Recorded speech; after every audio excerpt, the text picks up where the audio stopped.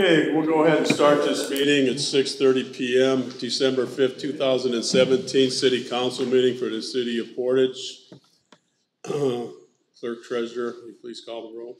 Councilperson. Oh, wait, hold on, I'm sorry. Let's do the pledge of allegiance. My fault. Mr. Cannon. I pledge allegiance to the flag of the United States of America and to the republic for which it stands, one nation, under God, indivisible, with liberty and justice for all. Councilperson Modesto. Here. Councilperson Clem. Councilperson Williams. Here. Councilperson Cannon. Here. Councilperson Zilli. Here. Councilperson Lynch. Here. Councilperson Aprisco. Here. The mayor had sent me a text about a couple minutes ago, maybe 10 minutes ago, that he is not going to attend this meeting. So I'll be chairing the meeting. This will be the third meeting in a row that the mayor has missed. In my absence as the city council president, I'm going to name Mr. Williams, Councilman Scott Williams, as the president of the city council this evening. Reverend Cooper, how you doing? I'm good.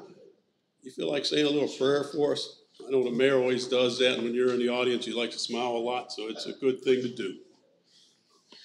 Let us pray. Heavenly Creator, as we journey in this season of expectation, we look forward to the coming time, the coming celebrations, the coming light in the world. Let your light shine this evening on this room, upon our city council, that they may see the wonderful that is around us in the city. Help them to grow as a board and help them to grow the direction of our city. Lead us in a way that moves us into the fullness of this season that we were preparing for. Through our Savior Jesus Christ, we pray. Amen. Amen. Thank you. You're welcome. Minutes of the previous meeting last month. Is there a motion on the floor to approve? Motion to approve the minutes is written. There's two of them. The 7th, November 7th, is that correct? 7th and 10th. And the 10th. Okay, there's a motion and a second. And I asked for a clarification on the minutes on the, I believe on the 7th. The minutes claim states, let me read this here so I'm not wrong here. Councilman Clem read the ordinance of fixing salaries of employees and appointed officials. So 2018, Councilman Clem also motioned to suspend the rules requiring Councilperson Modesto made a motion to amend the ordinance to reduce the salaries for department heads and assistant department heads. And Councilperson Zilli seconded that. I'd like to have added to the minutes, if I could, that each of those salaries that were reduced for the salary ordinance by the budget committee to be put into the minutes. So I guess it would be these. Each individual one of those, because all we're saying here is that they were just reduced the salary. So we haven't added into the minutes the actual amounts. I think the amounts are with the clerk treasurer's office for this time. Would you have those? It's in the adopted ordinance. It's in the adopted ordinance. But it's not in the minutes, right? It's in the Oh, ordinance. it's in the ordinance. All you gotta do is pull the ordinance. Your pleasure, however you want to do it. The minutes reflect. Well, the reason I say that is because it says reduced salary for department heads and assistant department heads. That's not all of it. There's more than assistants, and there's captains, there's majors. We didn't reduce them. All we did was not give the recommendations that the mayor gave us. Well, I'm just going with the minute. The minute says we reduced them. I think they were reduced from what the mayor proposed in the amended ordinance. Correct. So, and all we say in here is department heads and assistant department heads. When we actually we reduced director of community planning, building commissioner, assistant superintendent, which would be an assistant, captain, two captains, a major, a division chief,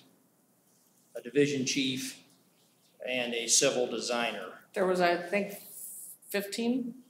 Yeah, that's what was yellow here. So So you're saying, John, you want the minutes to reflect specifically Correct. the positions? Yep. And do you want the dollar amount? no, just the other positions. So all we're saying in the minutes was it was department heads and assistant department heads. That's not correct. I There's think there's more, 14. there's more to it than that. That's all I'm asking for. If I could amend that. We need a motion. 1, 2, 3. That's up to you're the president. So. I'll entertain a motion to, I suppose if Liz and Sue I don't agree to know. their, okay. You can, it's public knowledge, you can pick up an ordinance, salary ordinance, so I don't know why it needs to be reflected in the minutes. It's not an issue. Go ahead. I don't have a problem with it myself. No, it's okay. Yeah, go ahead, call the roll. Wait, hang on. need a motion and a I'll second. make the motion that we include the list of names that John has presented to us. Names of positions. Names of Names positions. Yeah. of Positions. We never mentioned. All Second. 13 of them. We have a second? We have a second. Okay, go ahead. Call roll. Councilperson Modesto, No. Councilperson Williams, Yes. Councilperson Cannon, Yes. Councilperson Zilli, Yes. Councilperson Lynch, Yes. Councilperson Prisco. Yes. Thank you.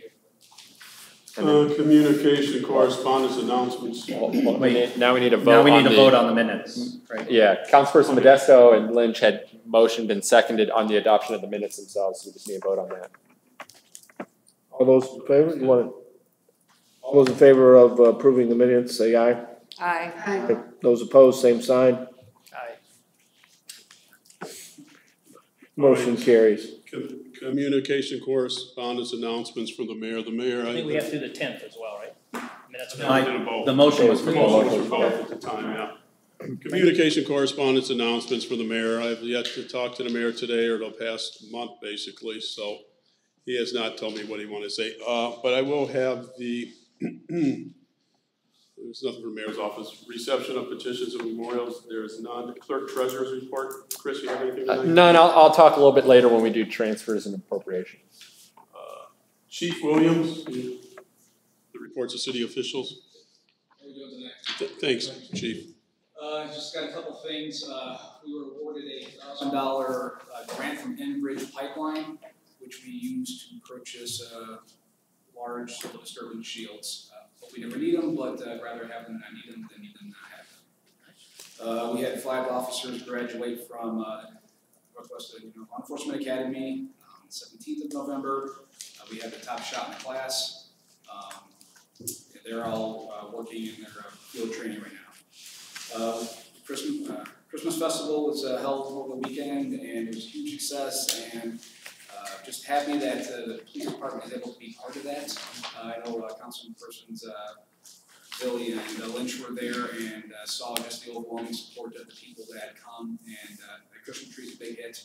So it was Councilperson Cannon was there too. Oh, sorry, my bad. Councilperson Cannon. I was looking this way. I knew where I was at. So it was a great event, and just happy to be part of that. Wanted to talk about a new initiative we're going to be starting, so I've got some people that would like to come up here. There is an initiative that started out in Massachusetts a couple of years ago. It's called the Police Assisted Addiction Recovery Initiative. It's where if somebody who's addicted to drugs or opiates comes into the police department and wants to seek help, assistance, treatment, we will help facilitate getting them that treatment. They won't be arrested. They won't be questioned about where they were getting their drugs. Even if they were to bring their drugs or paraphernalia in and turn it in at that time, they would not be arrested. We will reach out to some of the people you see here. We have Jamie Rogers from Heartland Recovery, Stephanie Sostak from Recovery Works, and Rocky Shirelli from Porter Stark. So we will make contact with one of them, do a little intake information, who you are, what you're seeking, and then facilitate transport out to the treatment center to help start to get the treatment. What is also special about this is not everybody can afford some of this. They have the resources and know the places to look to get the people the appropriate locations that they need to go to. So if someone necessarily can't afford it, these can still be done, and we don't always have that knowledge. So now we're going to partner with them to get somebody the help they need. Last I checked on PARI's website, only 5 other departments in the state were doing this. We're the only one in Porter County. Yeah, it's fantastic. Good job. I'll tell you what, it's great. Really.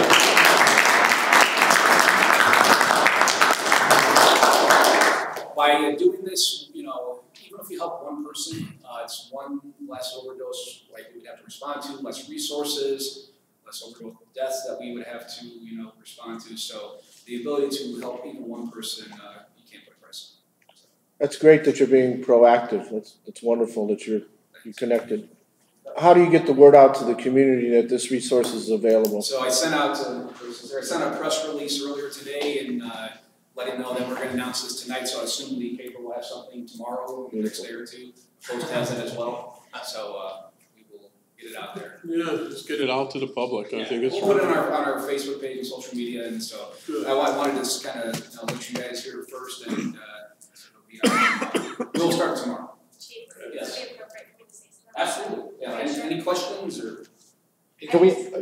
Go ahead. No, I just wanted to say, as a mother and just a concerned loved one who has gone through this, web of trying to figure out treatment for a child who does not have insurance or limited finances, it has been a very difficult thing. So I'm honored that Chief Williams has taken this initiative and putting it to the city of Portage.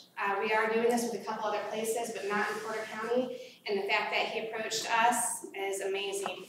So I, along with my colleagues in the field, and one, Ron Williams, who works with Edgewater Health through Rapid Access Center, are more than happy to assist those seeking treatment to go through that web and figure it out. And we've got some resources available, so we are more than honored to help in any way that we possibly can. And I just thank you for initiating that, without a doubt. And if there's any questions, we can help answer those. We don't have any questions, but it's great. Like I said, whatever, Troy, you need, let us know how we can help you, as a city councilor, the mayor's office, of course. And can the SROs get this out to the school, to the students at the schools? Because that's a good way, yeah. We will blitz this tomorrow. Awesome. That's all I got, unless anybody's got any questions for me. Good job, Troy. Excellent job. Thank you for coming, everybody. Thank you. Thank you all very much. Showing up, it means a lot to us. Thanks for what you do out there. It's got to be tough. Thank you.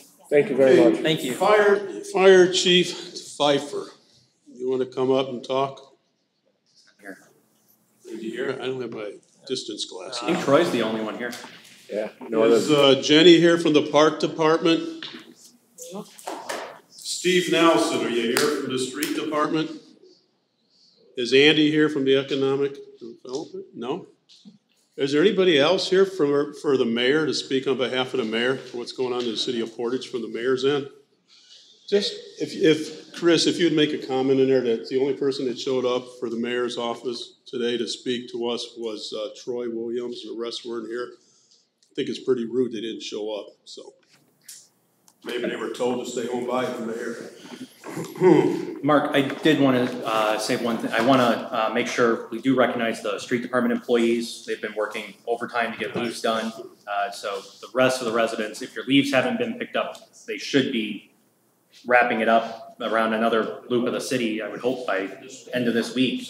This should be done within a week. Yeah. I talked to Nelson, I talked to Steve last week. I sent out a email to the full council. I sent it to the mayor and I sent it to a couple other people also. When I talked to Steve Nelson, he called me, he said, Mark, we're doing a great job. I'm just telling you, we're working Saturdays, we're working some overtime. We should finish all the leaves in the city within 2 weeks. And I'll tell you what, although Steve's not here today, if you're watching on TV, Steve, you're doing one heck of a job. I appreciate it. Thank you. Okay, reports of standing groups or city council committees. Anybody? Go ahead. Strategic planning, we had a meeting and discussed a proposed discussion on new city hall, as well as a comprehensive sidewalk plan, the master plan. Myself and the other committee members are going to get with Sandy, and we're going to drive the city and look at the sidewalk situation. We already have a priority list. I actually gave a copy of it to Councilperson Lynch because she was part of our first meeting to go through, and then we'll have that to the full council probably by February. I think that's the plan. Deadline, February on the sidewalk master plan to get sidewalks connected to all schools, to parks and to trails. That's our goal. So there is gonna be an enormous cost, but that'll be phased in over a certain amount of time. Did you have it? I think it's on the bottom. I think it was 903,000. Right. But quite a bit of it, I think like 150,000 was north side, around the Ameriplex and the north side park. So about 750,000 to do every area that we needed to get done. Yep. Some of them are paths, some of them are sidewalks, so. Some of them are asphalt, some are concrete. Trying to connect. Right now, we don't have a connection sidewalk directly to Founders Square from most neighborhoods. Or Woodland Park. Well, Woodland Park, correct. So, the tracks block us or roadway blocks us somewhere. So, we're gonna, that's gonna be a priority of that committee. We'll bring it here in February. Good, Okay. good job. Keep it Our up. next meeting is gonna be in January. We'll get that date out to you, but we are going to ride next week, I think, with Sandy. So we're getting that together, Liz, and Colin and I. Yep. And I'll be driving since we no longer have a city vehicle to drive around in. Who's gonna drive? You? Yes. Well, I'm not going. I know, you weren't invited. Okay, whatever. Introduction, does anybody else want to talk about their standing committees? Introduction of ordinances, vetoed ordinances. Mark, real quick, on City Hall, the committee's recommendation was to send it to have the downtown plan drawn up to add in the second square that you suggested, Liz. It's a Modesto plan, by the way. It's been titled the Modesto Plan. So that's in the process of going through Plan Commission, and then it'll eventually come to us to re-adopt it. Right. Thanks, Colin. Yeah. Okay, ordinances, introduction of ordinances, vetoed ordinances. I'd like to make a motion. 2018 employee salary ordinance. I'd like to make a motion to override the veto 2018 employee salary ordinance. I'll second that. Any discussion? If I could, I would ask if Councilperson Zilli and Modesto could abstain from their vote tonight regarding the pay increases for family members. They both they've got raises while cutting other non-family members' pays. I think that issue was. Wait, hold it, can I interject here? I had a lengthy discussion, Mr. Elwood, our attorney. Could you answer his question? I do not believe that there is a conflict. The only time I've seen a councilman abstain was Councilman Uselak, who was actually employed by the department that he was voting on their raise or policy. I do not believe it is a conflict, as I understand. Your daughter works for the utility department and your father and mother work for the police department. I don't see how that's a conflict. You guys don't gain any direct financial interest in this ordinance. And I mean, just in addition to that, the mayor could not give a raise. I'm not voting to give a raise.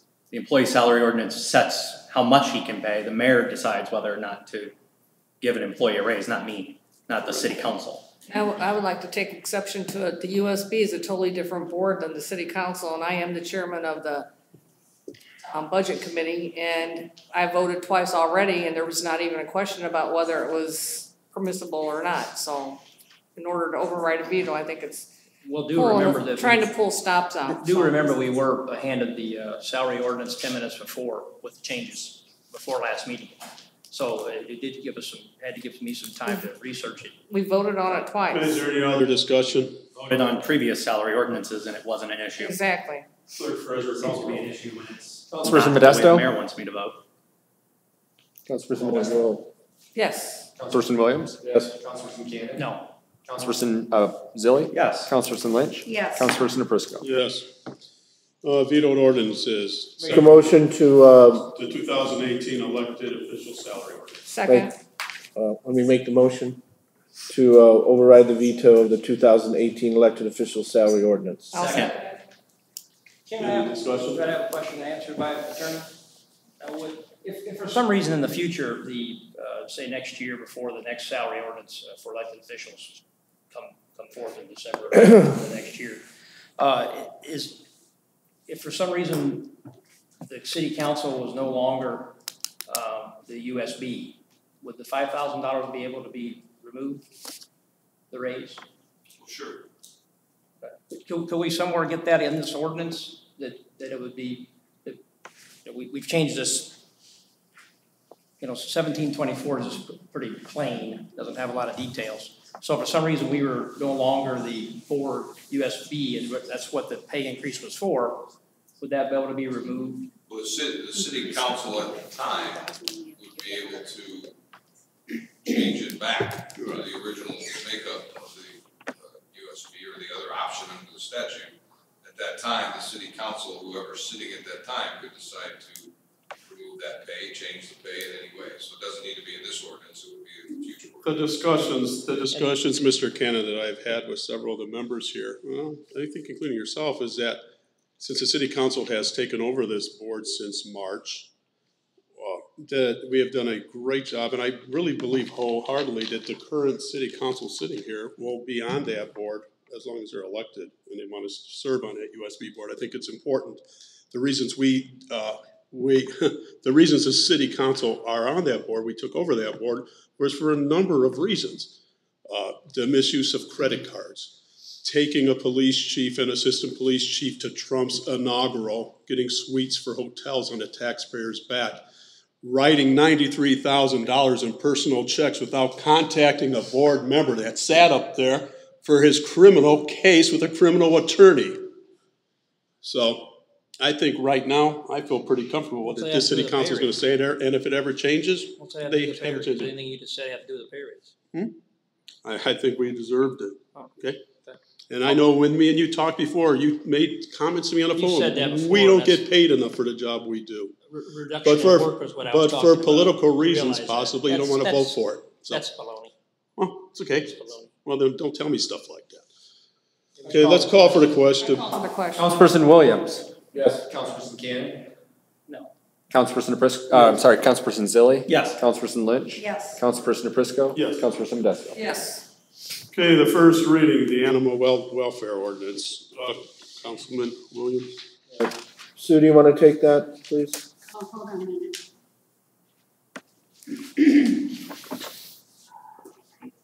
Is that this one here with the? I'm looking Yeah. for it. Oh, there it is. I see Yeah, it. an ordinance of the city of Portage, Indiana regulating animal care within the city. Be it and it hereby is ordained by the Common Council of the city of Portage as follows. Section 1, Ordinance Amendment, Section 10-32 of Chapter 2, Article 3 of the City of Portage Municipal Code. Section 10-32, Animal Care. No owner shall fail to provide his animal with sufficient wholesome food and water, proper shelter, and the protection from the weather, veterinary care when needed to prevent suffering, and with humane care and treatment. The City of Portage does hereby specifically adopt the American Veterinarian Medical Association's estimated vehicle interior air temperature versus elapsed time. Said estimated vehicle interior air temperature is as follows. Let the record show that this has been read in its entirety. I would like to make an amendment to that. Could we take out, provide his animal with significant wholesome food? It says no owner shall, I'm sure there's hers as well. His or her? Yeah, it could be his or hers. That should be changed. Yeah, thank you. This is a recommendation from the animal control officer. I met with him and he felt it was important to include it in the ordinance. Motion to suspend. Second. Call the roll for the amendment. Well, So we have to suspend, Yes, then amend. Motion to suspend. Second. Call the roll. Councilperson Cannon. Yes. Councilperson Zilli. Yes. Councilperson Lynch. Yes. Councilperson Modesto. Yes. Councilperson Williams. Yes. Councilperson Aprisco. Yes. Okay, now we have To amend, now we have an amendment. Sorry. to add his slash her. Second. Okay.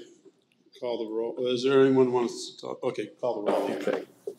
Councilperson Zilli. Yes. Councilperson Lynch. Yes. Councilperson Modesto. Yes. Councilperson Williams. Yes. Councilperson Cannon. Yes. Councilperson Aprisco. Yes. Real quick, before we, Now, is there motion a to adopt. Okay, Second. all right, Any discussion? real quick. Are there current fines, penalties built into the ordinance? This is just an amendment to the ordinance, right? Yes, there Okay. are current fines and penalties. Okay. This is simply clarifying what it had been. Got it. Perfect. Thank you. Anybody else? Call the roll, please. Councilperson Lynch? Yes. Councilperson Modesto? Yes. Councilperson Williams? Yes. Councilperson Cannon? Yes. Councilperson Zilli? Yes. Councilperson Prisco? Yes. First reading, the license for the contracting license. Who has that? Liz will take that. Okay, an ordinance of the city of Portage, Indiana, amending chapter 18, article 2 of the municipal code of the city of Portage entitled Contractors. Be it, and it is hereby ordained by the Common Council of the city of Portage, Indiana, as follows. Section 1, ordinance amendment, section 18-26, definition shall be amended as follows.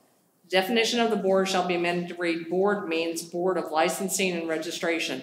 I'm gonna make a motion that the minutes reflect that the ordinance has been read in its entirety because it's very lengthy, and make a motion to suspend. Second. Call the roll, please. Councilperson Modesto? Yes. Councilperson Williams? Yes. Councilperson Cannon? Yes. Councilperson Zilli? Yes. Councilperson Lynch? Yes. Councilperson Prisco? Yes. Motion to adopt. Second. Any discussion? So this was requested by Doug Sweeney. The primary change, other than some language changes, is to create the authority for him to grant an interim license between board meetings. So they're having to wait 30 days or have special meetings to approve a contractor's license. This allows him the authority to do so, then the board would ratify it. It just expedites the operation of his office. There are some other changes that he's recommended, but we're still studying that in the ordinance committee. But that change we wanted to get done so that we could make it So, better for businesses. so this doesn't include the language from the ordinance committee meeting about testing that, No, okay. No, none of that. Okay, call the roll, please. Councilperson Williams? Yes. Councilperson Cannon? Yes. Councilperson Zilli? Yes. Councilperson Lynch? Yes. Councilperson Prisco? Yes. Councilperson Modesto? Yes. Resolutions, first one to U.S. Steel spill. If I can, Colin, would you read that? You put a lot of work into this, along with myself and. Resolution number 17 resolution of the Common Council of the City of Portage regarding the toxic chemical spill into Burns Waterway by the United States Steel Midwest plant. Whereas on April 11th and April 12th, 2017, U.S. Steel dumped over 300 pounds of severely toxic hexavalent chromium, which is a known cancer-causing agent. And whereas the spill resulted in 584 times the amount of toxic chemical allowed by federal environmental regulations being released into the Burns Waterway in Lake Michigan. And whereas the spill resulted in Indiana American Water having to shut down its water intake facility in Ogden Dunes, which serves tens of thousands of residents in Northwest Indiana as their source of drinking water. And whereas the spill resulted in 4 Lake Michigan beaches being closed to public due to the risk of contact with a highly toxic chemical released by U.S. Steel into Burns Waterway in Lake Michigan. And whereas the president of the Common Council sent an email to Paul Vercher of U.S. Steel on April 15th, 2017, asking for a representative of U.S. Steel be present at the May 2nd, 2017 Common Council meeting to update the council as to the cause of the spill and resulting cleanup efforts. And whereas Mr. Vercher appeared at the June 6, 2017 meeting, same meeting, and promised better communication with city officials as to future environmental issues at the Midwest plant. And whereas in November, researchers at the University of Chicago's Abrams Environmental Law Clinic discovered Federal Environmental Protection Agency disclosures indicating an additional chromium spill had occurred on October 25th, 2017. And whereas no official with the city of Portage was made aware of the October 25th spill, either from the United States Steel or the EPA, and whereas the mission of the EPA is to protect health and the environment, the EPA's purpose is to ensure that all Americans are protected from significant risks to human health and the environment where they live, learn, and work.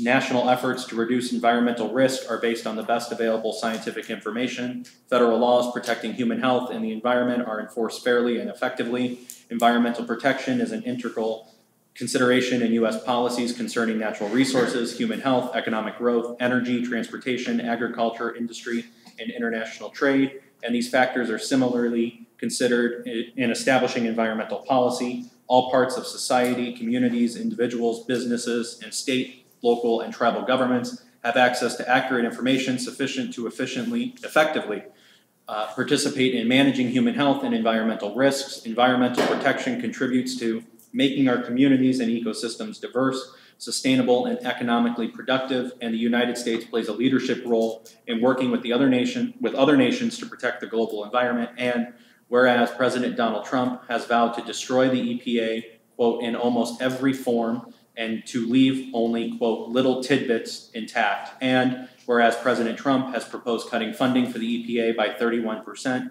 including eliminating programs to protect the Great Lakes. And whereas under President Trump, the EPA has revoked rules under the Clean Water Act to protect water quality in tributaries and rivers. And whereas the primary source of drinking water for the residents of Portage and a place of recreation for its residents, the Common Council of the City of Portage is concerned about the cause of the toxic chemical spill and steps U.S. Steel is taking to ensure a release does not occur again in the future. Now, therefore, be it resolved as follows. The Common Council of the City of Portage demands that United States Steel report to the City of Portage any environmental spill or discharge which is otherwise reportable to the EPA or Indiana Department of Environmental Management. Furthermore, the Common Council of the City of Portage respectfully requests that the EPA and IDEM to notify the City of Portage of any future reportable environmental incidents which occur within the city. Let the record reflect this has been read in its entirety. Is there a motion to adopt? Motion to adopt. Second. Any discussion? I guess I'll just like to start this off. It's pretty bad when United States Steel will come to a meeting after the first large spill they had, and nobody knew nothing about it until an article was ran in a paper that wasn't even a local paper. It ran into Chicago paper. I think it was the Chicago Sun-Times or the Tribune, the Chicago Tribune. Mr. Vercher was here. He did try to call me. I talked to a Miss Cox with U.S. Steel. But what's really tough about this whole situation is when I talked to the mayor, nobody contacted the mayor. We don't have a fire chief here. I see we do have somebody from the police department. Is that you, Mike? Do you know if Troy was contacted or anybody in your department, the police department, by United States Steel? I think they both responded that neither of them had been contacted. Yeah, well, they weren't contacted. I mean, when a person comes here that lives down south in Alabama for U.S. Steel, we have toxic waste going from U.S. Steel. The same incident that happened in April happened in October. Do they really care? When I talked to Mr. Vercher the first time on the telephone, his comments to me was, what are you trying to do? You're trying to close a steel mill down? You're trying to take away jobs? He says, I know all about you. He started naming off my personal life back in my steel industry days. You know, I'll tell you what, don't need it. We have families, children, Northwest Indiana. We have to take care of people. We don't need people going to the hospitals having cancer. We have a tough situation with the steel industry here to start with pollutants in the air. But to put pollutants constantly into our waterway is ridiculous. Kenny, I have worked, can I just add this? Colin Zilli and myself, well, Colin Zilli has done a lot of work with IDEM, and he's doing a tremendous amount of work in following up on this. There's been dialogue with, you can go further, with the attorney and with Colin, and we're gonna, if the mayor's not gonna do nothing about it, because the mayor has yet to make a comment about the U.S. Steel spill, but I'll tell you what, as a city councilman on this city council for 20-some plus years, I guarantee you what, this isn't just gonna die down. You got mayors across the lake that are involved in a lawsuit with U.S. Steel. Chicago. We're in Portage. I mean, come on, we're in Portage. Our responsibility to our residents should be to pound our fist down and get an answer why they can't contact us. It's ridiculous. Kenny, I'm going to have you work with Colin Zilli and so forth and see what we can do with this, because I'll tell you what, I think somewhere down the road, legal action should be taken. And Colin, go ahead. I mean, you put a lot of time. Mark and I both spoke with the University of Chicago. It was before Thanksgiving, after this was published in the Tribune. This wasn't a one-off incident in April. It happened again in October. It's happened previously before April. It's just April somehow somebody else found out about it and the media reported it. It's not because we were informed by IDEM or EPA or US Steel that it had happened. It's the media reported it. And that's the same thing that happened again in October. IDEM knew about it. We weren't informed about it. US Steel knew about it. We weren't informed about it. They sat at a meeting and told us this was a one-off event. It couldn't happen again. So many different things went wrong at the exact right time that caused this to happen. This is what we're doing to make sure it never happens again. Here we are 7 months later and it happens again. We were told we'd be informed if it happened again. We weren't informed. I agree with Council President Prisco. We need to explore any and all options that are available to the city, to the utility. The Port Authority needs to explore their options as well for anything that can be done legally in this situation. Yeah, thank you. And, the thing is also to be told, that I want to take away jobs, I want to close down a steel mill. It's not the case. Not the case at all. I mean, steel's important to us in this region. Don't throw something on my back, a monkey on my back, because you can't deliver on your end. That's the bottom line. U.S. Steel's got to come to the plate. They've got to be able to put stuff into play to do that. Our jobs, we just gave them a major tax break on a new line that they're going to be repairing. So we're in the game with them. But I'll tell you what, they need to come to the plate. They need to do what's right for us, because I'll tell you what, I have grandchildren myself. I use that water. We eat fish out of that water. I can't help but think that the reason we even got U.S. Steel to come before us after the April spill was because they knew what they were going to be asking us for later in the year. They knew that they were going to come back before us at some point, and that frustrates me beyond belief. The EPA is a major player in this game, and I know the president's name was mentioned 3 or 4 times. When we have a president that's sitting as our president for the USA, for the United States, and is cutting funding at that level, the EPA, it hurts all of us. And I'll tell you what, I hope that the administration, I would like you to send a letter to President Trump to send this to him, please, to Governor Holcomb, to State Senators Donnelly and Young, and to our Congressman Misklowski. I also would like it to go to State Representative Mosley and State Senator Talion as well. Okay. Any other comments on this? Can I just have a question? I mean, I know it really isn't relevant, it doesn't matter, but when they came to us for the abatement, I think they dangled a carrot in front of us saying that we were in the running for a new tin mill here, which would bring new jobs. So we gladly gave them abatement, hoping that tin mill would be built here. And I don't think they really ever intended to give it to us. They got the abatement, and then they are gave it to a non-union company in Ohio. So do we know that for a fact, that they're not moving forward with those capital improvements? They announced it. It's going to Ohio. I think we need to get that clarified because, yes, I'm aware of the Ohio plant, but that Ohio plant, in my understanding, is not a done deal yet. That there's some issues with the partner. Because it's not just U.S. Steel. It's a partnership with some foreign entity. So, I think we need to, and I'm not trying to downplay what Mark and Colin have done in any way.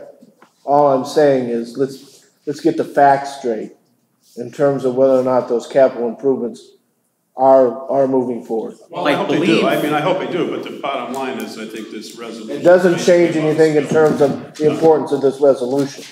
And I think just to clarify on that, what we offered the abatement for is being done. Right. But in all of our discussions, I believe they brought up the $400 million tin mill expansion that Portage and East Chicago were being considered for. And then they went to Ohio to a non-union company. It had nothing to do with the abatement, but it was brought up in individual meetings. Okay, does everybody else want to talk about the U.S. Steel resolution? If not, call the roll, please. Chief Financial Officer. I forget where I'm at, so I'll start back. Councilperson Modesto? Yes. Councilperson Williams? Yes. Councilperson Cannon? No. Councilperson Zilli? Yes. Councilperson Lynch? Yes. Councilperson Prisco? Yes. Hopefully something could happen. Mark, I'm reading this headline though, and it says U.S. Steel picked Ohio over Portage for a $400 million galvanizing line, and that was October 25th. I stand corrected. That was the headline. I thought they were still moving can I say forward, there was some level of improvements. One thing I gotta say is that we gave them abatement, they're doing what they told us they were gonna do with abatement, whether they dangled the carrot or not. They broke the law, or as far as I'm concerned, whenever you dump anything into Lake Michigan, the water that we drink, I have a major problem with it. Well, I think we all do. I think that we need to pursue it. I think five of us thought that way, we voted yes, I agree. Well, I just wanna make sure everybody is clear of how I feel too. I didn't make a comment, so I'm commenting now. So at Mark and Colin's request, I followed up with the University of Chicago attorneys that drafted the notice of intent to sue. And we're in the process of trying to schedule a meeting. Yes, and I would like Colin involved if his schedule is part of that. I don't know how my schedule is gonna be, because I'm gonna be gone. I made a note to Yeah, follow please. Colin on that schedule. Thank you. Okay, introduction of resolutions, the Marina Shores Lot 76, real property tax abatement. Is there anybody here from that group tonight, from Marina Shores? I would really like to wait on this and put this off till next month, to table it. Could there be a motion? Motion to table. Second? Yep. Okay, call the roll, please. Councilperson Williams? Yes. Councilperson Cannon? Yes. Councilperson Zilli? Yes. Councilperson Lynch? Yes. Councilperson Prisco? Yes. Councilperson Modesto? Yes. Transfers, various transfers, number 2. Scott? Okay.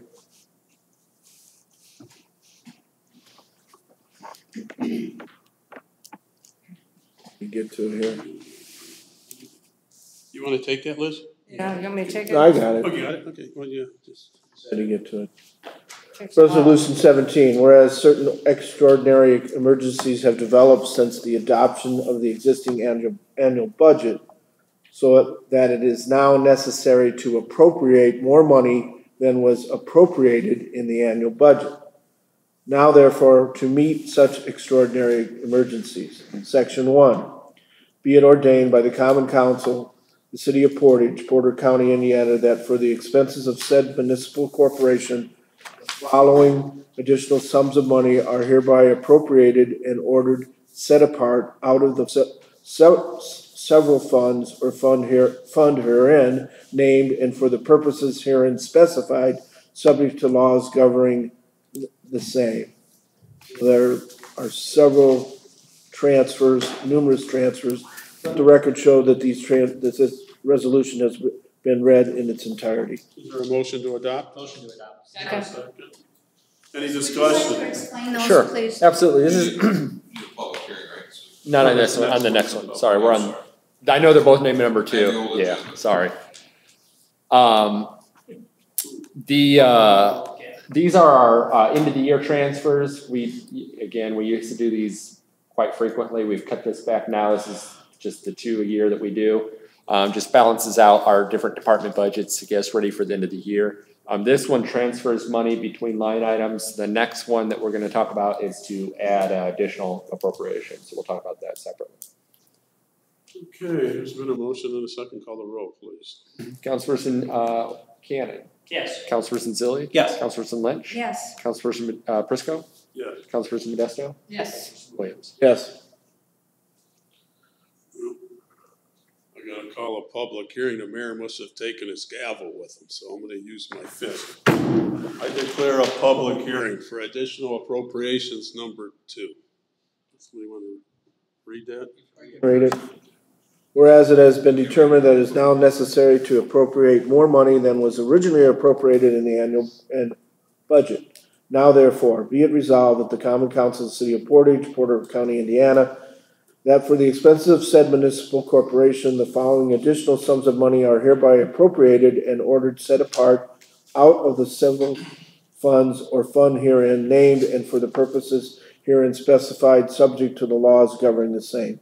Let the record reflect that this resolution has been read in its entirety. Motion to adopt. Second. Okay, is there anybody from the public that wants to speak in favor?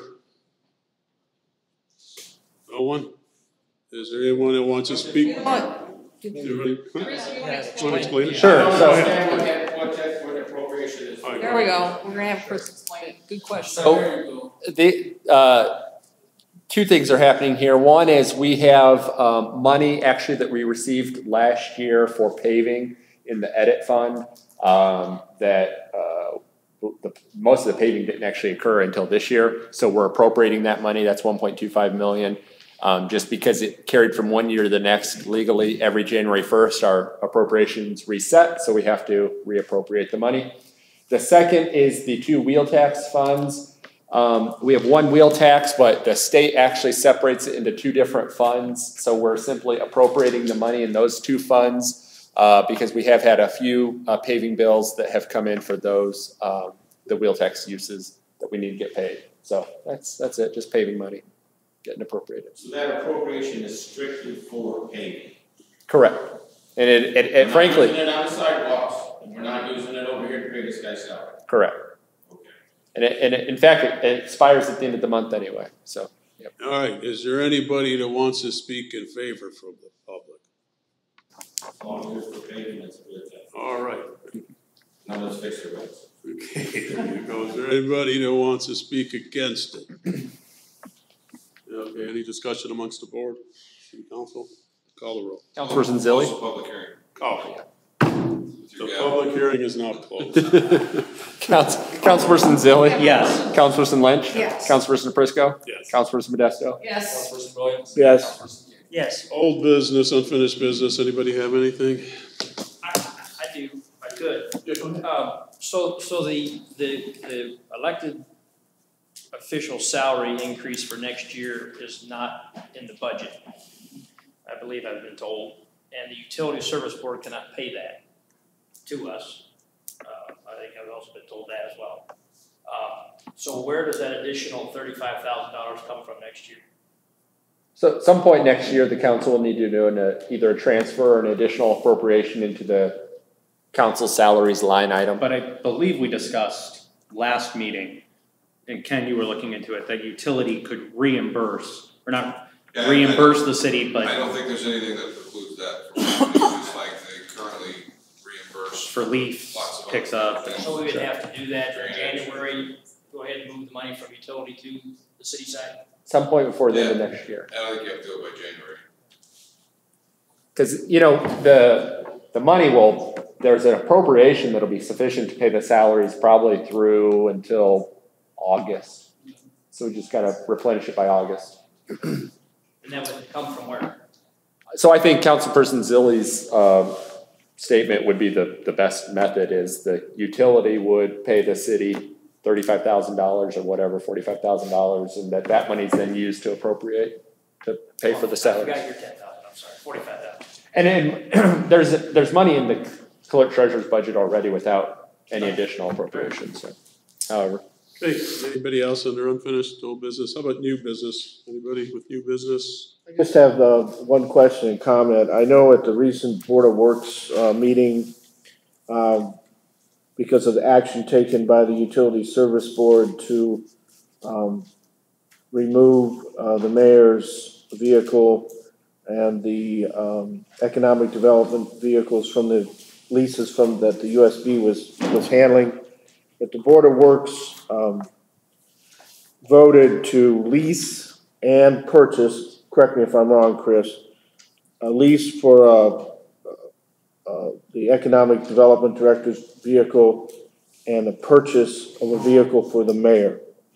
I guess my concern there is, did the Board of Works, in your estimation, Chris, take into consideration where that money was going to come from? Because I don't think those dollars were budgeted in the city budget. And I'm not trying to put you on the spot. I'm just concerned about, I'll tell you why I'm raising it.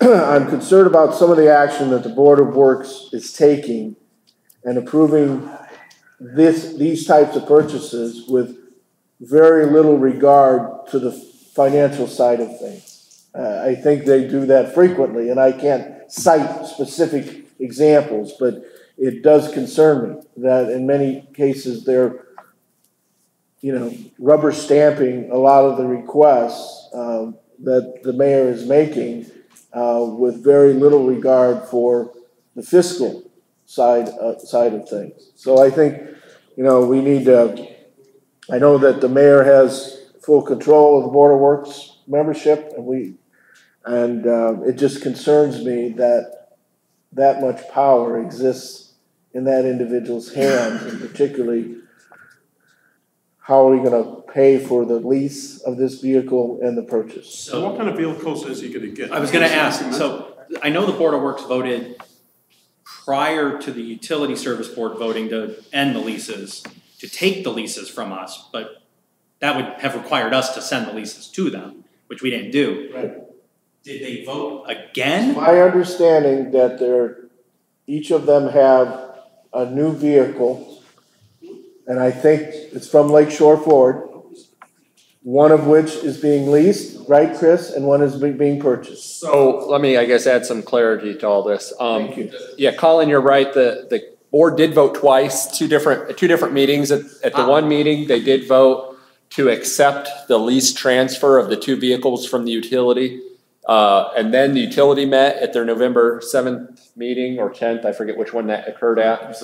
And the utility board said that they would not agree to transfer those vehicles because, they were quite excessive luxury vehicles, and that they instead needed to be returned. And so those vehicles have been returned. Subsequent to that, at the second Board of Works meeting for November, I think is the 28th or something, the Board of Works was asked by the mayor to vote to approve, as Councilperson Williams has stated, one lease and one purchase. That was as much as they were told. The vehicle type was not discussed, and the amounts or where the line items would be paid for were not discussed. And so I don't know if that. Can we get an answer on, can we find out? Wait, 1 second, wait, hold on, one at a time. Colin, you had the floor. Can we find out what vehicles and how much? I think typically this would be a question that you'd ask the mayor when he attends the meeting. This council meeting. That's why it's important that he's here. Go ahead, Councilman. Ken, city attorney, or our council attorney, sorry about that. Is there any way we can stop this from happening? Because this is the first I'm hearing of it, and I'm the budget chair. I haven't heard about it either. And I have no idea where we're gonna get the money to pay this. I mean, we have a balanced budget right now, and I've also heard of him giving increases to certain employees also through a contract. I don't know that you can stop it at this point. It's the Board of Works function to contract for the city. However, when they run out of money on the city side, you can certainly deny a reappropriation of funds. That's your. I mean, I think you're in charge of the budget. So I think it's important to note we weren't, and at no point, this is for me personally, I assume the board is in agreement on this, the utility board. We're not saying that the mayor shouldn't have a vehicle. The purpose was the mayor shouldn't have the vehicle that was costing $866 a month. That was the reason we sent it back. Not necessarily saying that the mayor should not have a take-home vehicle. I don't want that to be misconstrued. No. But I want to know and make sure that the Board of Works didn't vote to give him a vehicle that is costing as much as utility was paying. There's no dialogue at all with the budget committee or with the clerk treasurer to find out if we had funds. So my intention is, again, I agree with you, Colin, we didn't intend to take his vehicle away. It was his luxury vehicle we intended. But again, if he's gonna get another luxury vehicle and we're gonna have to pay for it, what's the intent of even taking it away? Well, you could parallel what you're saying, the same thing, and I'm getting off the subject of vehicle for just 1 second. I'll go back to it. But Nelson, Steve Nelson's doing a tremendous job down at the street department, okay? He was able to get a raise for $13,000, $12,000, I don't know what the number is, but the bottom line is nothing was emailed to nobody on the city council. I'm the city council president. The budget committee wasn't told about Steve getting a raise, a new contract. It's wrong. It's real simple to have that. Get in an email, send it out to the city council, send it to the budget committee, send it to the city council president, say, you know what, this is my plan. Mr. Nelson's getting a raise. He's gonna go from part-time to full-time, okay? Doesn't happen. The communication's not there, and it's horrible. And I hope the mayor's watching tonight, or he catches tape. But when you talk about vehicles, I told the mayor, okay? When his vehicle went back, Jenny has a vehicle here. She cannot take a take-home vehicle back. It's a Ford, what's it called? A Ford Explorer. Ford Explorer that sits in our parking lot out here, okay? Taxpayers are paying for something that just sits and collects dust, dirt. It's gonna collect snow. That's a perfect vehicle. She can't drive it.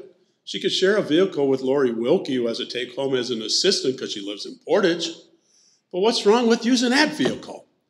I mean, if you were in business, okay, if you're in business, you're gonna do what's right for the business. Just because you have a slush fund, okay, it's getting back to the Board of Works now. Just because you have a slush fund and you have the votes on the Board of Works, very similar to how we had the votes on a USB. It was corruptly taken care of in fraudulent ways, okay?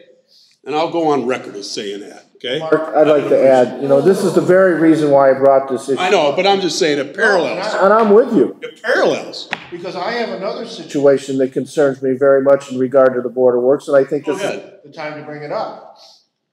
And I don't know the date of this meeting, but and this is with regard to street department purchase of a new truck. Two of them. And it was brought up at the Board of Works. They announced who the successful bidder was, and it was Lakeshore Ford. And it was brought up at the Board of Works that there were numerous bids sent out to quote on a specific type of vehicle. And it was I think a Ford 550, which is, a type of vehicle that has very specific, features on it. Not one that a dealership would typically carry on the lot. And Mr. Reeder stated that Lakeshore Ford was the only dealership that responded to the bid process out of, I think it was 12 that were sent out. That's not plausible to me. It's not plausible. So I'm really concerned, I'll go on the record, I'm very concerned about the action of the Board of Works. And I know that this council has no control over that, but we certainly have the responsibility to watch the taxpayers' money. And personally, I'm going to pursue this further because I just find it hard to believe that only one dealership, and you know what? They happen to have that vehicle, as I understand, they happen to have that vehicle on the lot. And it's not one that you just typically carry in your inventory. So, it really raises some questions on the action of the Board of Works and what they're basing their decisions on and what information they're getting and the questions they're asking at the Board of Works meeting to make sure that their actions are prudent and are taking into consideration fiscal responsibility. So I agree with you. Very well said. The other thing I guess to keep in mind, or a reminder to the council, is in September you did pass a take-home vehicle ordinance, and part of the requirements of that ordinance is any new vehicle purchases, the appropriation has to be approved by the Common Council prior to the purchase of the vehicle. So you may need to have some. Well, you know what? We just might decide not to leave the mayor have a take-home vehicle. So go ahead. Why would we pay for it? How does that, can that work? The current ordinance says that. Okay. I'll leave it at that. Okay. So I don't know how enforceable it is. Is the city attorney here tonight? No. Oh, it's another one that's not here for the mayor. I think that's something that we need to determine as a council, whether or not we're gonna keep paying these bills, extravagant bills, on the taxpayer's dime. I think another thing we need to explore is whether or not, and I don't know if we could do this as well, preventing the leasing of vehicles. That the city won't lease vehicles anymore unless it's approved by the council. I mean, leased vehicles, make absolutely no sense to me. For a city, we pay however much for a vehicle, and at the end, we don't own the vehicle. Now, I lease my personal vehicle, but I like to have a new car every 3 years. Well, for the city, you don't need a new car every 3 to 5 years. The cars can last much longer. So I think that's something we need to explore as well. I don't even remember the last time the city's purchased a car. Everything's a four-wheel drive. Board of Works just The bought one Board in of Works November. just bought one. Well, I mean, utilities gone out and purchased vehicles. We do that. It's not uncommon. I just don't understand why we lease vehicles. Hey, the mayor's had 5 vehicles in 6 years, so he's on a pretty good track record, so we'll Hey, just. Chris, let him is there a through. way we could get a handle on this, This will be his on fourth. a monetary Yeah. amount of this? We have 2 trucks, we now have a vehicle. I mean, what is the total figure of all this that the Board of Works is spending? So Liz, as the budget chair, has an idea how much money is. Well, so that's a good, I guess it's a good kind of comparison. So on the 2 vehicles that Scott has mentioned, while I guess the quoting or bidding has some concerns, they did identify where that was coming from. So they did have an available appropriation to pay those 2 vehicles from. That was identified, and so that's okay from a paying for it standpoint. They didn't do that with the 2 vehicles we're talking about, the lease and the purchase. So there is a difference, you know what I mean? But the Board of Works doesn't have a budget. They do, the city budget. Okay, The city budget. So when Right. they buy something, they typically will identify which appropriation it's coming from. So they properly did that with the 2 street department vehicles. They did not do that with the 2 take-home vehicles we're discussing. So Let me just make this comment. I'm not questioning the fiscal side of the purchases of the trucks for the street department. I'm questioning the process by which they were purchased. Right. That's my concern. Now, all of this needs to be validated. We need to make sure, but this is information that, I have at this point. And So secondhand information, you don't well, have. it's not any facts on. necessarily secondhand, John, no. It was stated in the Board of Works meeting by Mr. Reeder that Lakeshore Ford was the only one to quote on the. out of 12, You may be sitting here and indicting Lakeshore and Ford. I would appreciate you not to do that. I mean, we don't have enough facts to say that out in public that Lakeshore and Ford might have done Well, something maybe- wrong. At a meeting. Well, that wasn't, those were not my live words. stream. Well, you That said was them here Mr. tonight. Reeder's You said words. them here tonight. That's right, I'm just repeating what he said.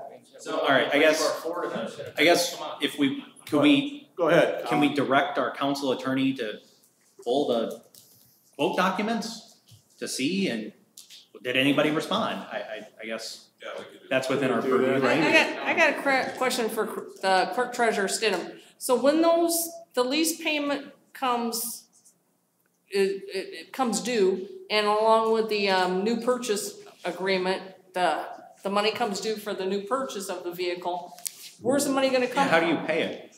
So typically when a invoice for anything, let's just say, comes to the clerk treasurer's office, the department head will write on there what appropriation it's to be paid from. So until we get the invoice, I couldn't tell you where they intend to pay it. Will we have to approve it as a council, or will you approve it as the clerk treasurer, or So- what's the process? Getting back to Attorney Elwood's position, there are appropriations where in theory this could be paid from. That money has already been allocated to other uses, so essentially what's gonna happen is you're gonna run out of money sooner than At some expected. point. So then at some point, the mayor would need to come back to the council for either an additional or a transfer, and I guess that would be the point at which the choke point, so to Just speak. as we would do for the salary increases. Sure. I would like to read something from the Post-Tribune that was reported on Sunday, October 26th. And this was a report, an article from the Board of Works meeting. Street Department this year requested bids from 12 truck dealerships, but only Lakeshore Ford responded, said Randy Reeder, a supervisor with the Streets Department. So this, right out of the paper, unless it was reported incorrectly. But you would think though, being in business trying to sell automobiles or cars, if you went out and had 12 people giving you bids, you only had one come back, you would think to yourself, maybe those 11 other companies or whatever, they just don't need the money, right? Sort of crazy though. No, it is. We need to verify that. We need to verify the fact that were 12 dealerships notified? Were they And given which- the and which opportunity to 12? quote? I mean, And that, to me, that's important. Okay. If I could ask a question about salaries, if I could for a moment. In the Board of Works docket of approved expenditures, and maybe the clerk treasurer can give us the information on it. It wouldn't have to be tonight, and I'm putting it on the spot, so I apologize. The Board of Works payroll gross wages for the clerk treasurer's salary of $12,360.95. The Board of Works approves that. Board of Works approves police pensions. Board of Works approves fire operating supplies. I'm assuming all these would come out of some budget. So if they didn't have enough money to do this at some point in time, since this is the end of the year, would they have to come to us for appropriations to move those funds? The department would. Yes, would need to come to. And they haven't had to do that yet? Because this is November or December, so no more There were until next year. some. So why does the Board of Works do pensions and do salaries and The Board of Works has to approve every claim of the city. Gotcha. Statutorily. Okay. So every dollar that goes out of the city has to go through, Right. through the city, has to go through the Board of Works. The RDC approves their claims just as the utility approves its claims, yeah. In the city, we don't have any process in that, right? I mean, city council has nothing to do with. Well, you have the city side, other than the Not budget. until they run out of money. Yeah, you set the budget, yep. And so far this year, we didn't run out of money to pay these bills in Well, November. yeah, I mean, it depends how you look at it. I mean, technically we did because we did transfers, yeah. I wonder what kind Some of the funds we did run, we just didn't What kind of transfer. vehicle the mayor's gonna get? Does anybody know? Does he mention it? I'm sorry? I didn't know about it till tonight, so I have no I idea. didn't either. Curious. Anything else? Anybody under new business? I'd like to ask the traffic commission to do one more time. Like to see about a stop sign, I have to veto, or not veto, I have to agree with them. but don't veto anything. I'm not vetoing it. Ask Mr. Candiano and Mrs. To the Lynch mayor. to please get us a stop sign at Buckeye and Willowdale, Now, going south. Officer Go. Candiano did look at that, didn't you? He's You looked want at to it again, I report to Mr. Cannon what you I think he's looked at it again. said at Traffic Commission? Yeah, I talked to them the other day, but they haven't pulled the stuff on me, so I'll get back to you. Again, another department that takes forever to pull something. I mean, I just don't. No, he did, when the first time you asked him, but I believe the Traffic Commission felt at that time that it wasn't warranted, and Public knew so. how long it took to get a city councilman from the 4th district information, they would be appalled. That's all I'm saying. Can I speak? Nothing Yes, against Mr. yes, Candiano. please. I'm sure it's not, he's requested it because he told me he would request it. Yeah, what the issue was, when we first ran, we ran that intersection, and there was only like one incident, I think, at the time. So when I talked the other day, I had asked them to expand it, so you're going through 40,000 calls for service this year. For the last 3 years, you're going through like 120,000 calls with all different intersections, so. The initial one was easy to get, when I take it to the other blocks, it's a lot bigger deal, so. I appreciate you doing I was on vacation today too, so. No, I'm not throwing stones at you, I'm just frustrated at how long government takes. And John, we will have Traffic Commission on January 4th. We have no meeting in December because Sonia's out of town. I believe Liz would like to speak to that as well. Yeah, I would like to speak for that too. I've had a number of calls from residents over there since I took over that. As you know, we redistrict, so John's got half the street, I have the other half. And they are very concerned about that intersection. They said, a couple of them showed me on their trees where they were skinned. They were recently skinned. So I don't know if people's hitting these trees and just taking off, not reporting it. I think John said he counted seven. I counted 5, 2 recent. So I think maybe we need to start looking out for vehicles that have some damage done to them too. Yeah, right. Well, just on behalf, and like I said, I chaired that group for a long time, the Traffic Board Commission, and the rule of thumb is if you're doing your job like you say you are, Mike, which I know you are, and if you look at the accidents, and if there's only one and a set amount in a year or whatever, it doesn't warrant a stop sign. I mean, we could put stop signs out throughout the whole city. I'm being honest, don't get mad, whatever, but I'm saying our goal is not just to put stop signs up throughout the city of Portage. If there's true traffic issues, speeding, I mean, stop signs, we can stop that, so. But let the traffic commission go. President, Carnes? may I speak? On what, sir? Okay, well, I'm not ready for the, okay, can you wait one? Wait, hold it. I am not ready for your public input. Can you just wait 1 minute? I know we talked on the phone. I could not see an agenda to know where it was. Okay, if you would have asked, we'd have got you one. But, I think there's an agenda right Right there, just right there. Right on. Hey, okay, sir, can you just hold, Mr. Weiss? Sure. Is there anybody else on the city council who wants to bring up anything under new business? No? Notice of taxpayers, there's none. Remonstrances, receptions of remonstrances, public input, or any other business. It's open to the public. Please come up, Mr. Weiss, give your full name and your address. You're welcome to speak. Okay? I just had to go through the process, through the agenda. I understand the process. I didn't want the mayor of I was his. an elected official in the state of Texas for a while, so I understand some of the things that, it's interesting to see the dialogue.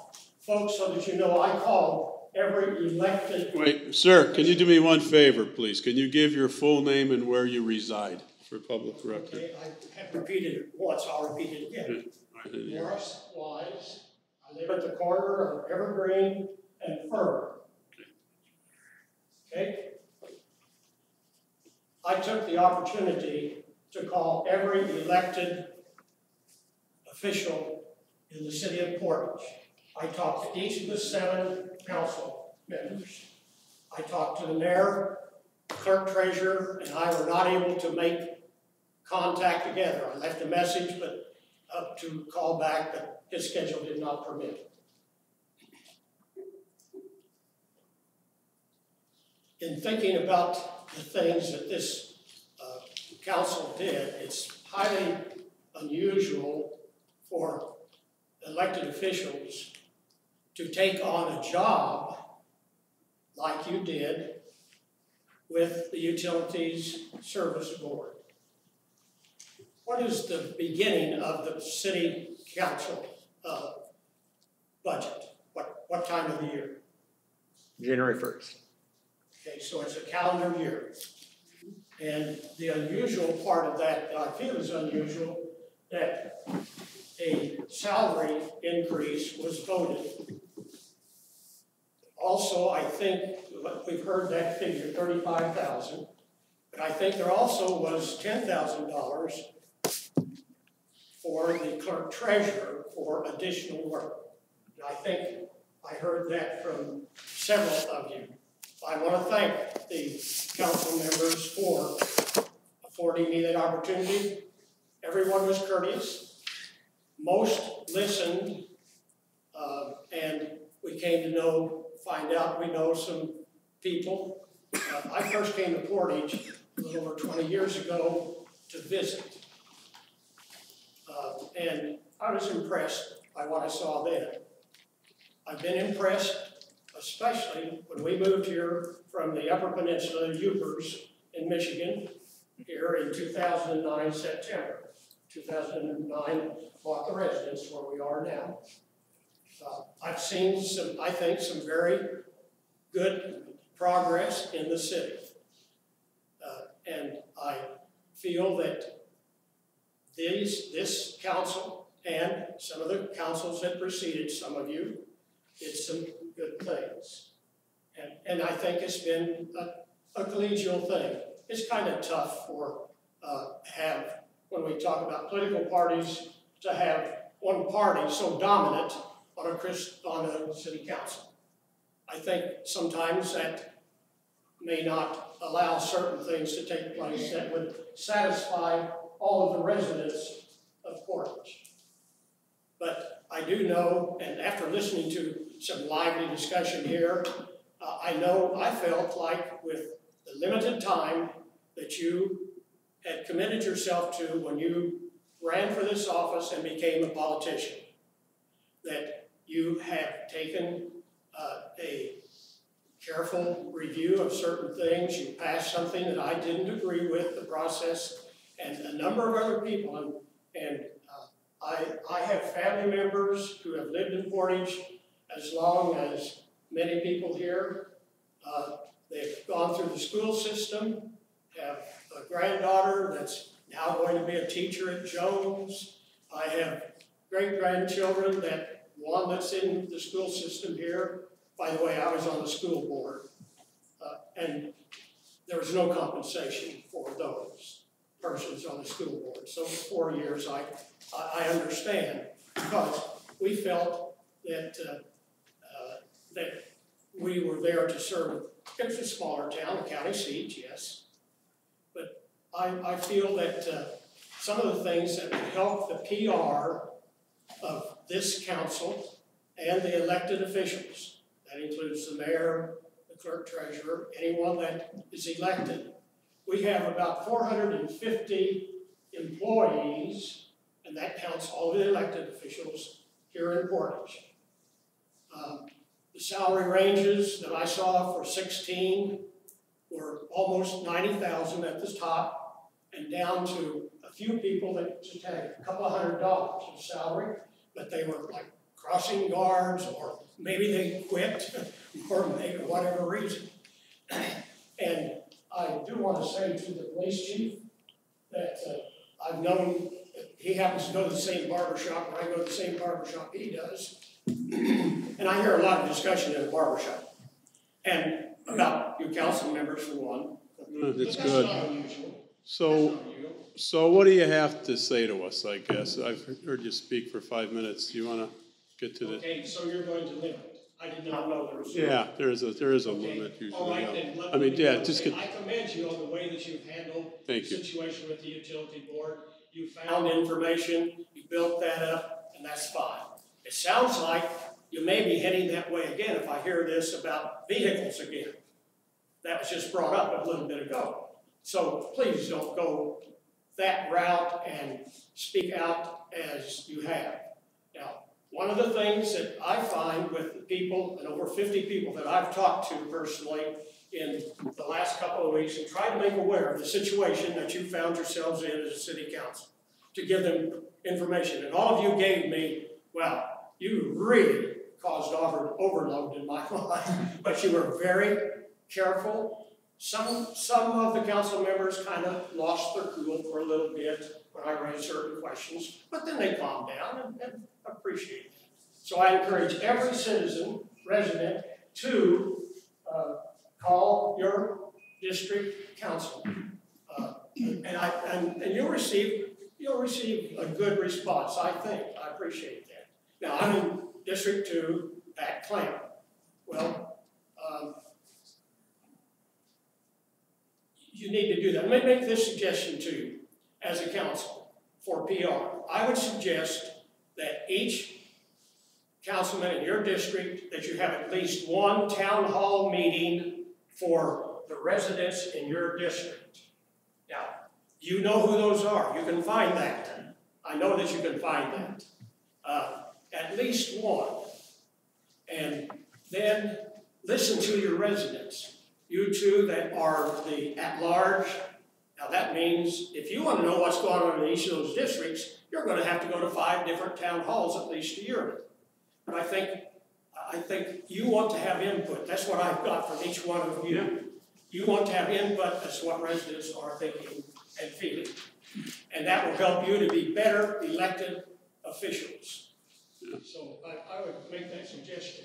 Newspapers do not provide adequate information about meetings and what happens in the meetings. Because not everybody in Portage, of almost 40,000 population, take a newspaper. Some only take Wednesday or Saturday and or Sunday. We don't have a local radio station to tell them that. Joyce is pretty great though, we gotta say. You need to be able to hear what the people say. And I think you'll hear some things you might not like to hear, but you also hear things. Hey, we got big bridges. You need to hear what people's concerns are. And I appreciate your willingness to be an elected official in the city of Portage. Mr. White. Well, thank you. I want to make sure you know, Scott and I will be doing another one probably in 3 months. We do them 3 or 4 times a year, town halls, so. 1 second. Make sure you're at our next one. Well, be sure that I'm made aware of it. Yep. Okay? I would Well, appreciate thank it. you for your time. Thank you. Thank you for the telephone calls you made to God us. bless you and all And we the- appreciate everything. Thank you, sir. Thank you, Mr. I can White. see you ran for office before. You do a great job speaking. You know? I'm also a retired minister, so I'm used to speaking. Okay. Hi, my name is Beto Barrera. I'm at 2961 on Fern Street. And Wait, are you guys neighbors? Pardon me? Do you know each other? Nah. He lives on Fern? That's okay. Go ahead, speak. And I just wanted to commend and thank you guys for taking such a strong position against USS Steel. I think it's necessary to send them a strong message that our health is in jeopardy here when these accidents happens without notifying their neighbors, which is us. I'm not really surprised that the mayor hasn't done anything about it or has taken the position that you guys have taken. We are, like the mayor, we are also, most of us are pro-businesses, but we have to hold them accountable of their actions. But it doesn't surprise me because that the mayor hasn't done anything, because we know historically that the Republicans' DNA is to protect, support and protect for anything corporations and big businesses. Okay? It's their DNA and we know it, and you really they're disappointing that a union town like ours and a democratic town like ours, we have a mayor that doesn't stand up for its citizens. Well, Again, thank you all for taking that position. I'd just like to make a comment to you right now. The mayor's not here again. This is his third meeting in a row that he's missed. The mayor hasn't did anything so far with US Steel, and it's up to the mayor, and we don't have a city attorney here, so they can't answer this tonight. But what is gonna happen is, at our next meeting for the USB board, since we do not have the authority as a city council to move forward, that would be the mayor, and he has yet to do anything. The USB board, my recommendation is gonna be to take action. Attorney Elwood, okay? Thank you very much. All right, no problem. Thank you for your time. Hey, can I say something, sir? Sir, since you brought up the lone Republican on the, up here. Oh, you're a Republican? I am.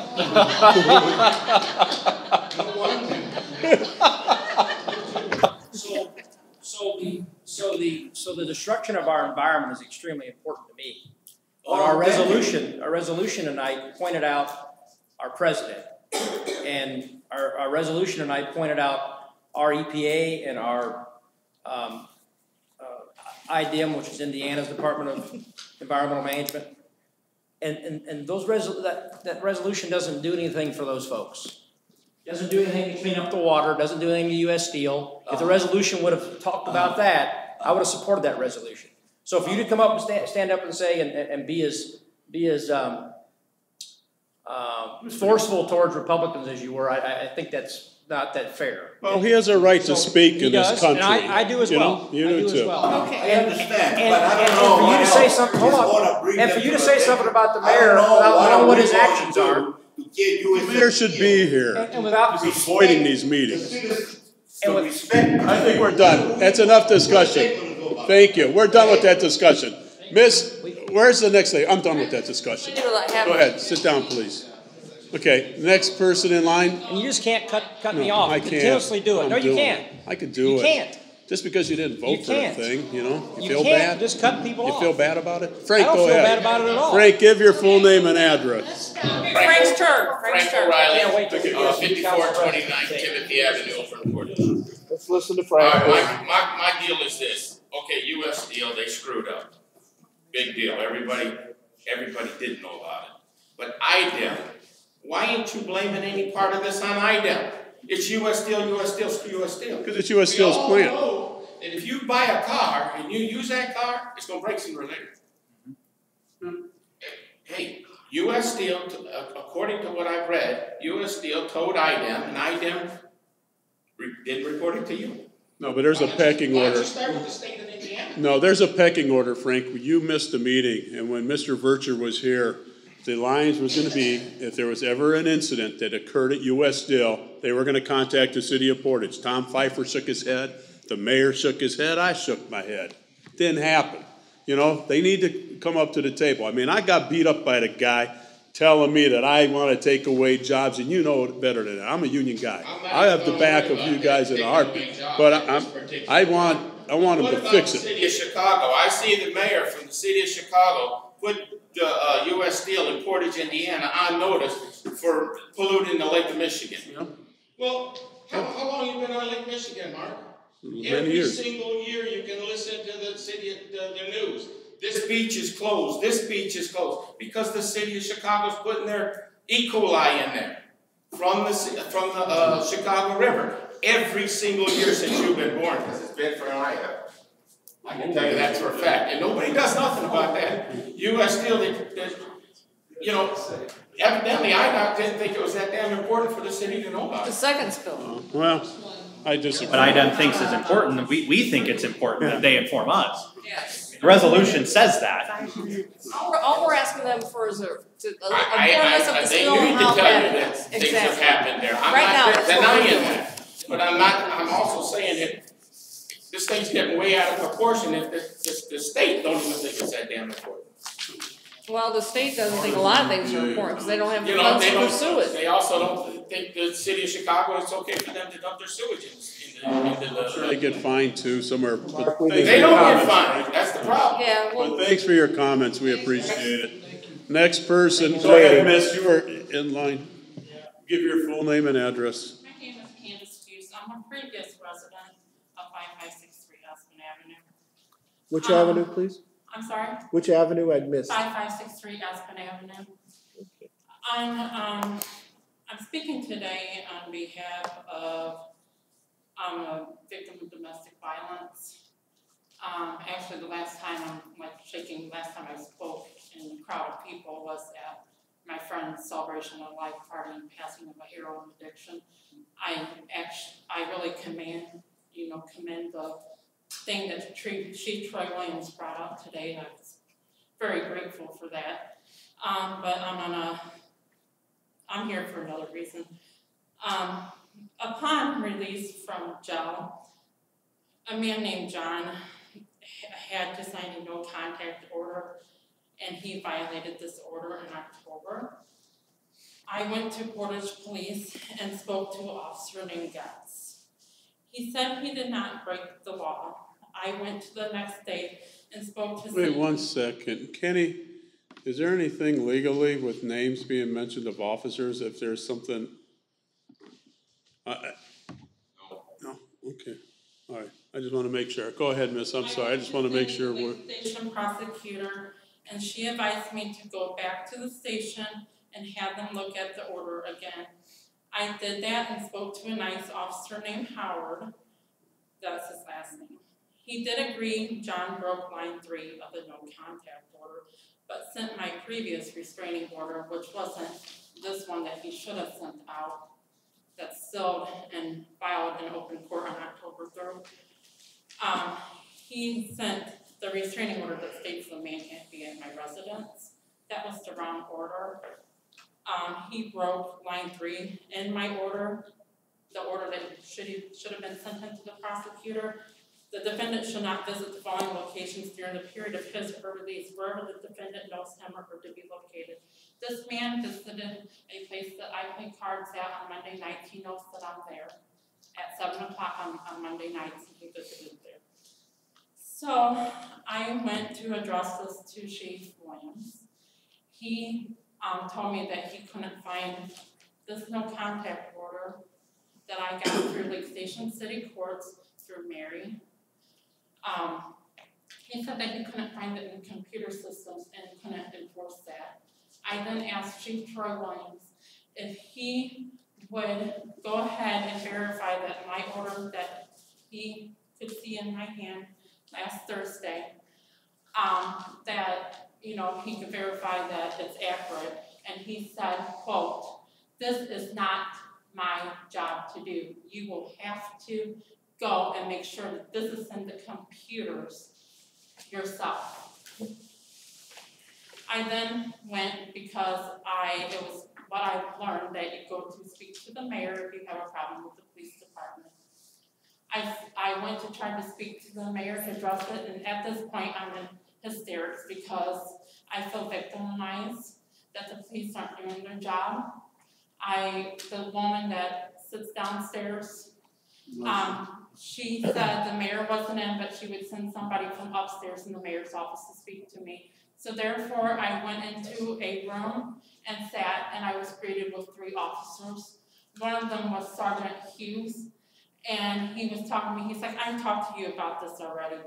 And I said, yeah, you did, but I also was told by Cindy, the prosecutor that knows the laws, to go back and have you guys take a look at this order again. And then we just proceeded on going back and forth talking. And his last words to me that day was, if you come back to try to speak to the mayor, I will arrest you for disorderly conduct. Well,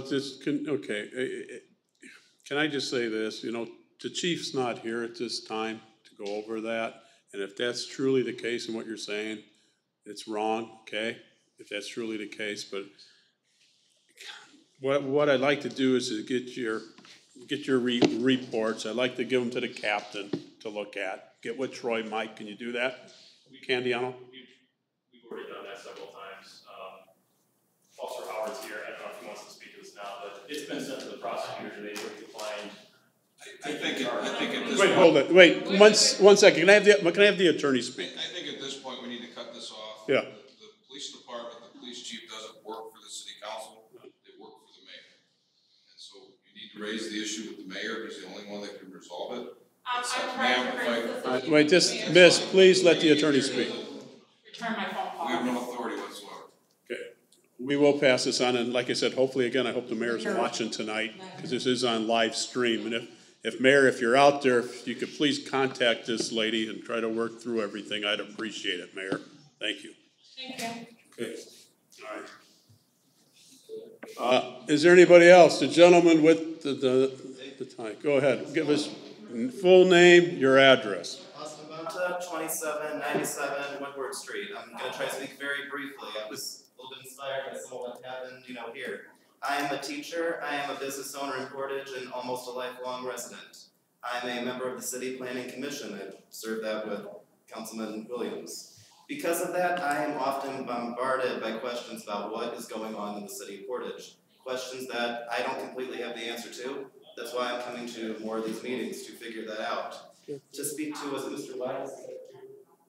To speak to Mr. Wise's point, there is a PR nightmare going on, I think, in the city. As a resident, I feel that. And coming to some of these meetings, this isn't my first one, but I'm not coming regularly yet.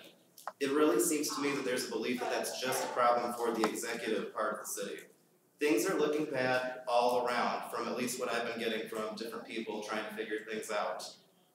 Back in March, I guess, I thought it was February, Mayor was taken off the utility board, then is given a $30,000 raise. I understand there's reasons for why that happens, and that was more of an official thing, but it didn't carry over well to a lot of residents. When we see things like people parading, getting excited about a lease for a car being canceled, and then seeing people be quoted that they're looking at getting a new car, even hearing here that it's not the intention to take that away, it really begs the question. People keep asking me, why does somebody who makes $80,000 a year need to have a free car from the city? And to hear that from people here say that they still want that to happen, I don't know the answer to that question. Even seeing here with this utility board pay, after there was a promise that that would not take place, it raises questions. Even hearing that there's not a plan to pay for the increased salary you guys are getting for your work on the utility board, you've had some time. Why is it that there wasn't a plan to pay for this already? Why is that something to be settled this coming year? These are just the things that I'm looking to find out. I'm sure that there might be some great answers to it, but just understand the PR issue is affecting much more than the executive. People are looking at these meetings, what they hear, and what's coming out in the paper, and it really is coming as if the whole city has both an issue with communication and an issue with resolution. Well, you just heard from a resident now that tried to reach the mayor for I don't know how many times, was unavailable. The mayor hasn't been to 3 of our city. No, can I finish speaking though? Can I finish speaking? The mayor hasn't attended the past 3 city council meetings, and if he's, the board took over, just to reiterate, once again, the board, or the city council went on the USB because of the misconduct and the mismanagement of funds for personal gain, paying attorneys that were his defense attorneys to ring up bills, so forth. There's a magnitude I can go over with you. There is money. When we said that, when the board took over for that year, there was issues. The mayor had $30,000 in his salary that was for years built into the mayor's salary, which wasn't legal. It was illegal. Right, You can't have two. But then you brought it over to the mayor's salary, and what that looks like is that you're giving $30,000. No, I wasn't gonna give him $53,000. No matter how many times he gets indicted, he's still working at a job, okay? I'm just trying to explain that what's going on here is not being effectively communicated to the rest of the city. I think the newspapers do a good job, and no, I'm telling you, just as a resident who is involved this much, people are bombarding with questions because if they think somebody's in the know, they try to find out. come and ask questions, like you said, and I admire you as a teacher. As a teacher. You guys need to get what's going on out to the city. That's your responsibility as a council. I understand that any resident can come to any, like Mr. Wise did. I'm saying, I really encourage you guys to take some more responsibility. I know some of you have done a great job. I've been to your meeting, your town hall, that's been great. But there really needs to be, I think, a very intentional effort to remarket the city and remarket the city's government to the population. Well, that's and I agree with you, but at the same. Real quick, can I say something about that? You brought up marketing. Chris and I and John serve on a committee with the schools and the township and Ogden Dunes to create, or one of the proposals we made is to create a joint marketing position between all the entities, so we can share marketing materials, market our city better. I can't wait to see how that works. And again, I'm not here to criticize and bash. No. I'm saying that like many residents, I don't know what's going on. The paper, you're doing a great job, but just the way that it's getting spread out there, it really looks like there's inconsistency. The term someone came to me as they came and said, there is managed hypocrisy. I never heard that term. But it rings to me that if that's the defining feature that somebody is thinking, the idea that, well, they do this, but then they do that. They take away this pay, then they raise that pay. They criticize this, but then it's legal when they do it. That's the kind of things that are getting spread around. And I'm encouraging you guys, if the answer to all that kind of negative thinking is it's wrong, please do something about it. I love this. Thank you, we appreciate your nice comments. Okay. Austin, I think if we had strong leadership at the top, this wouldn't be happening. I've lived here a long time under a lot of other mayors, and this is not happening. Though that just saying that we need better leadership at the top, doesn't answer the fact that we have problems now that everybody should be working on. Why do you think we're working on that as a council? That's why we took over the US. That's a good word. Thank you, Sue, for your comments. Go ahead, give your full name and your address. Bob Cook, 6202 Abercorn Avenue, Savannah Heights. I just want to say that the city's looking great. If the department heads were here, I'd be complimenting them. You know, especially Steve Nelson. The lead pickup is great in my subdivision. It looks pretty good. You know, I do have a couple questions. Back in March, when you guys assumed the duties of the utility board, there was an ordinance that said you wouldn't receive any compensation. Now, is that ordinance gone away now? Go ahead. I wrote a guest commentary, so I think when we passed the ordinance, the board was paid a salary, the chairman was paid a salary in the ordinance. In order for us to legally take over the board, we had to remove those salaries. Two reasons. One, we can't receive two salaries under state law. So we couldn't draw a city check and a utility check. The second reason is there's a state law that doesn't allow you to increase an elected official's salary within the calendar year. So we couldn't increase our pay in March. We had already set our pay for the year. So it was a logistical. So this is December, now you're giving yourself a raise. For next year. For next year. It won't. No compensation for this year. No, not at all. We can't seek back pay for any of it. A new ordinance? An ordinance based for this raise that you're going to assume in 18.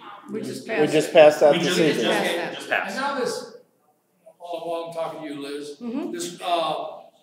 this 3% raise that was proposed for the city for department heads and their assistants, which you guys voted down, right? The department has That's an done, that's mute, it's over with. For next year. Okay, but it can be brought up next year? Yes. sir. Because I'm thinking their counterparts, the bargaining unit, they got a 1.5% raise. At least the department head should get that raise of 1.5%. You know, you're gonna have people that are in the bargaining unit making more than the guy running the show. Well, if they're working overtime, and you know what, Cookie, that's the case with your line of work, or when people work in the steel industry, if an hourly person puts in that overtime and does that, they're gonna make more than their superintendent. And in the case, can I just make one last statement? Just in the case, when you talk about raises, ever since the mayor's been, or the new mayor, Mayor Snyder, the past 6 years, I mean, some of these department heads have had from their base pay starting in 2012 through this year, have been risen 30-some%, where others were down to 8%, 9%. So plus you have take-home vehicles, they have insurance that they don't pay for, $16,500 a year, so. I mean, it just came to a time where the budget committee decided that, hey, this year, we need to watch our purse strings. Okay, now, I wanna go to John Cannon. I got the impression that you alluded that there may be a possibility that this in turn may all be illegal. That giving yourself these raises may be illegal. That's something that maybe the Attorney General might have to look into to get a ruling on this. Because you got two different entities. You got the utility board, you got the city council. Two different groups.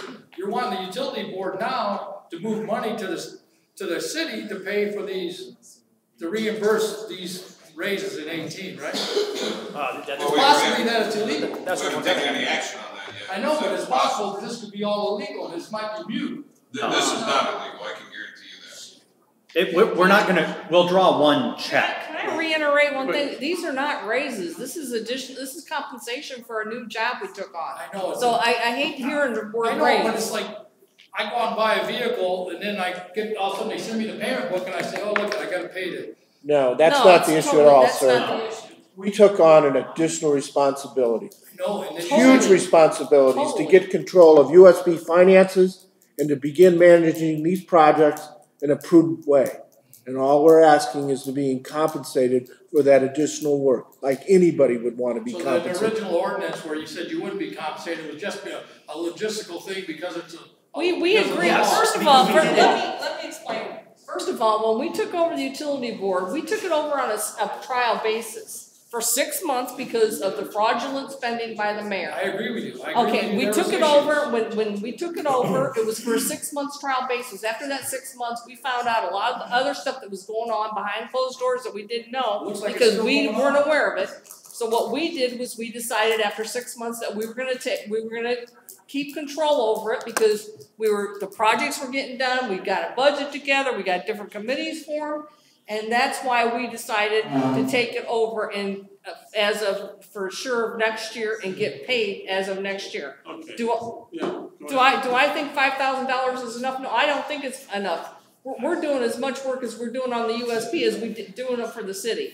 I can imagine. So. Thank you, Cookie. I would appreciate it. We knew there was going to be time involved. We didn't know how much. We thought it was going to be for 6 months. We thought it was going to be for 6 months. Well, let's put it this way. At least we have a board that's functioning, that talks to one another, and it's just not a bunch of yes votes. You got to work on the Board of Works now, right? Nothing we can Can't do. do it. Unfortunately, there's Put nothing. you on there. You and Frank will be all right. Yeah, there you go. Yo, this gentleman. Okay, we got 5 of you right now for the Board of Works. Mayor Snyder, if you're out there, I got 5 guys. Of course. I don't blame them. Nothing we can do about Board of Works. It's okay if you guys turn me down because I've already spoke and I don't want to. I just have a question. I promise not to speak. Go ahead, make it real quick. Cause we're I got a question for you. Are you Bob's grandson? Yes. Okay. Very good man. Son. Huh? Yeah, we've talked a little bit about that before, but yes. You got a great grandpa. Now go ahead. Anyway, so just the question, Colin, thank you for what you said, explain it. So logistically, you guys had to not take a salary the first time. So was the intention when you guys took over the utility board, for those of you who voted to do that, because I know you didn't, was the intention always to, I thought everyone did except John. No, it was unanimous. We all did. Oh, you all did? We all did for 6 months. I'm sorry, I misunderstood. We all did for 6 months. So was the intention for everyone then to eventually get a salary out of it? No, not at that time. No, but it came later. See, that's the problem. It's coming across as if a promise was broken, and maybe it was, but that's the concern. And I'll speak for myself here.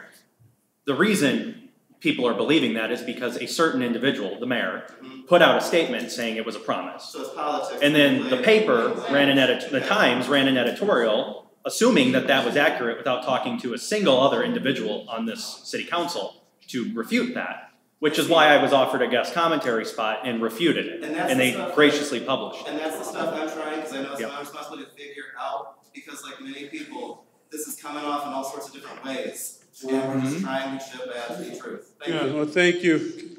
Somebody else want to speak real quick? I think our city attorney. Okay, once again, name and address. 6998 Eisenhower Avenue. First, this is about the U.S. Steel spill. Colin, I want to thank you guys for your work on it. And, you guys talk about bringing up the legal action, and you guys know my work in the community with the fight against cancer, and I've been looking at this.